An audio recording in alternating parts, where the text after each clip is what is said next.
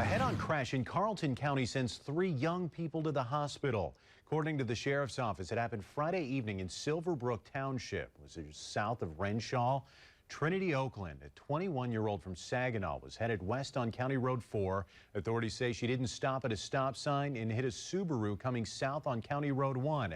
18-year-old Janae Shodine was driving that car. She was airlifted to a Duluth hospital while her 11-year-old passenger, who was not named, was taken by ambulance. Oakland was also hospitalized. Authorities did not share the extent of their injuries and were waiting to hear back from the hospital about updates on their conditions. That crash is under investigation. The entire Carlton County community, though, has turned out to support the Shodine family during this difficult time. And Janae's a senior on the Wrenshall girls basketball team. She was supposed to play in the Polar League Conference All-Star game just last night. Since she couldn't, the team left a special spot for her on the bench. They also raised $2,400 for her family during the game. Friends also tell us Janae's sister, Jayla, was the passenger in the vehicle during the crash. She's now out of the hospital.